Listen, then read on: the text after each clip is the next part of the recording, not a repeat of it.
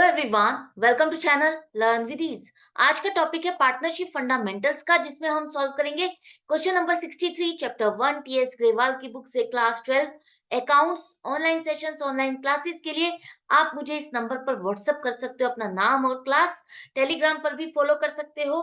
साथ में ही DK Goyal book को अगर आप फॉलो कर रहे हो, उसके क्वेश्चंस के सॉल्यूशंस ढूंढ रहे हो, तो इसी चैनल की प्लेलिस्ट को चेक करो, जहां पर आपको सभी चैप्टर मिलेंगे।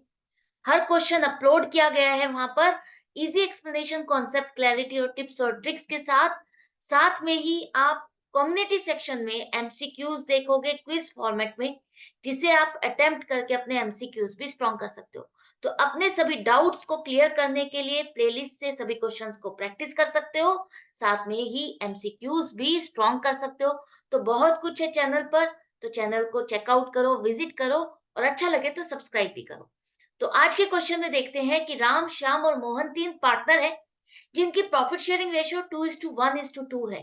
तीनों की कैपिटल फिक्स्ड है, 3 लाख, 1 लाख, 2 लाख। राम की 3 लाख है, श्याम की 1 लाख और मोहन की 2 लाख कैपिटल है। 31 मार्च 2023 को इंटरेस्ट ऑन कैपिटल जो हमने दिया इन तीनों पार्टनर को, वो 9% पर एनम के हिसाब से उनके अकाउंट में डाल दिया, क्रेडिट कर दिया।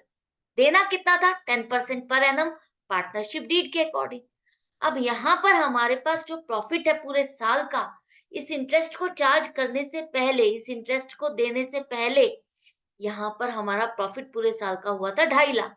आपको वर्किंग नोट्स और नेसेसरी एडजस्टमेंट एंट्री बनानी है। कैसे करोगे? देखो, यहाँ पर कहा गया है कि आपको जो इंटरेस्ट ऑन कैपिटल देना था वो 10% देना था, आपने 9% दिया। करेक्ट है। तो इसका मतलब 1-1% इंटरेस्ट ऑन कैपिटल सबको कम मिला। तीनों पार्टनर का जो कैपिटल पर इंटरेस्ट बनता है, वो 1-1% कम उनको दिया गया। तो अगर यही 1% इंटरेस्ट और इनको दिया जाए, तो इनके अकाउंट्स पर क्या इंपैक्ट पड़ेगा और फर्म पर क्या इंपैक्ट पड़ेगा? देखो, तीनों को अगर हम इंटरेस्ट ऑन कैपिटल 1-1% और दे देते हैं, तो यहाँ पर देखो, 3 लाख पर राम के लिए 1% 3,000 बनेगा, श्याम के लिए 1 लाख पर 1% 1,000, और मोहन का 2 लाख पर 1% 2,000। हम 1% क्यों ले रहे हैं? क्योंकि 9% तो दे चुके, 10% देना था, तो 1% ही तो और बाकी है। तो 1% जो बाकी रह गया, जो कम दिया, वही हम और इनको दे देते हैं, तो क्या इंपैक्ट होगा? तीनों पार्टनर के अकाउंट क्रेडिट होंगे, इनके लिए फायदा है, इनका इंटरेस्ट ऑन कैपिटल और बढ़ जाएगा।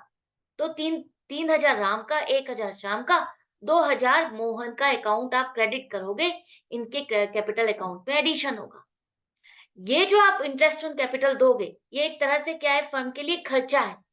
एप्रोप्रिएशन अकाउंट आप बनाते हो ना, उसमें क्या दिखाते हो? आप प्रॉफिट दिखाते हो क्रेडिट साइड पर, और उस प्रॉफिट में से ही जो इंटरेस्ट ऑन कैपिटल आप दे रहे हो, वो प्रॉफिट का ही एक पार्ट आपने बांट रहे हो, यही माना जाता है।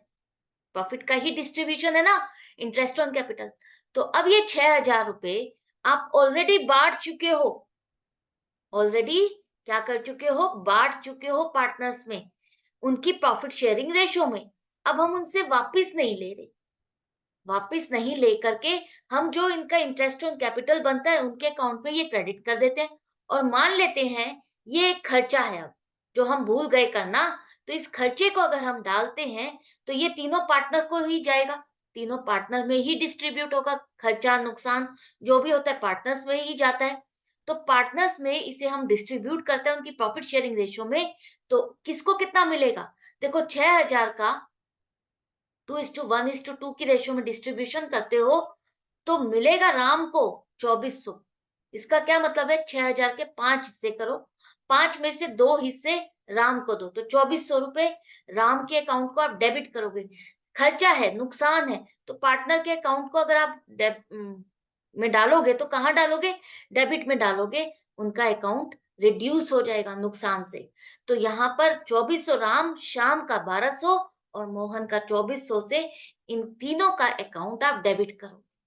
तो हमारा जो नुकसान था, हमने इन तीनों में डाइवर्ट कर दिया, तीनों में ट्रांसफर कर दिया, डिस्ट्रीब्यूट कर दिया। अब एक्चुअल पोजीशन क्या निकल के आती है?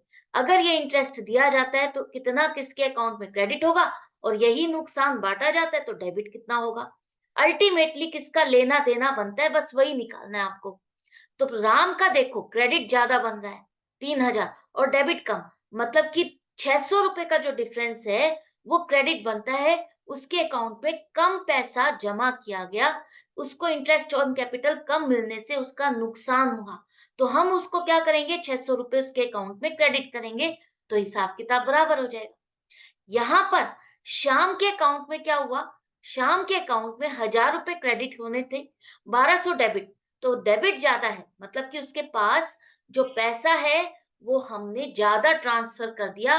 तो अब 200 रुपए का जो डिफरेंस आ रहा है, 200 रुपए ही हम उससे ले लेंगे, उससे एक्स्ट्रा अमाउंट डेबिट कर लेंगे उसके अकाउंट से, तो हमें इसका पैसा मिल जाएगा। तीसरा यहाँ पर मोहन का देखो क्रेडिट इसका 2,000 बनता है, डेबिट 2,400, इसका मतलब उसका लेना कम बनता है बल्कि देना ज्यादा बन रहा है, तो वो 400 रुपए फर्म को देगा, तो बराबर हिसाब किताब हो जाएगा। अब यहाँ पर देखो 600 रुपए राम को देने हैं और इन दोनों पार्टनर से 600 रुपए लेने हैं। यही आपका चेक का फंडा है कि आपने कैलकुलेशन जो की है वो करेक्ट की है या नहीं की है। आप अपने क्वेश्चन को चेक भी कर सकते हो। जितना डेबिट होगा उतना ही क्रेडिट होगा, एक पार्टनर देगा तो एक पार्टनर लेगा, बस इतना ही है। क्योंकि ये एडजस्टमेंट्स जो है ये पार्टनर्स के बीच में है, कहीं और किसी और अकाउंट में नहीं है। जो ये इंटरेस्ट ऑन कैपिटल मिलना है वो भी पार्टनर्स को मिलना है, और जो हमने नहीं दिया वो खर्चा है, तो वो खर्चा भी पार्टनर्स में ही डिस्ट्रीब्यूट होना है। तो अल्टीमेटली एंट्री क्या बनेगी, यहाँ पर देखो शाम्स current account fixed capital account method को फॉलो किया जा रहा है, तो जो भी एडजस्टमेंट होगी वो करंट अकाउंट के थ्रू होगी, ये याद रखना। ये छोटे छोटे पॉइंट्स है जो मैटर करते हैं, जो मेजर करते हैं कि आपने कितने अच्छे से स्टडी की है, प्रैक्टिस की है। अगर आपने यहाँ पर कैपिटल अकाउंट लिख दिया तो आपका 1 मार्क कट हो जाएगा इस नाम का। तो आपको ध्यान देना है कि क्या चीज लिखी है और हर चीज को अटेंटिवली चेक करके रीड करके ही आपको लिखना है। तो शाम्स करंट अकाउंट डेबिट होगा 200 से, मोहन्स करंट अकाउंट डेबिट होगा 400 से, और राम को ये पैसा मिलना है 600 रुपए से, उसके अकाउंट को आप क्रेडिट करोगे।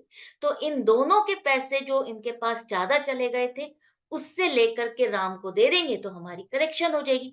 जो हमारी मिस्टेक थी वो एक छोटी सी ये एंट्री पास करने से हमारी करेक्ट हो जाएगी। कब करेंगे, अगले साल की शुरुआत में। 31 मार्च को हमारा ये साल खत्म हो गया 2023 को, तो हम एंट्री कब पास कर सकते हैं, 1 अप्रैल 2024 को। पीछे हम कोई भी करेक्शन नहीं कर सकते, पीछे हम कोई कटिंग नहीं कर सकते, बुक्स को ओपन नहीं कर सकते दोबारा से।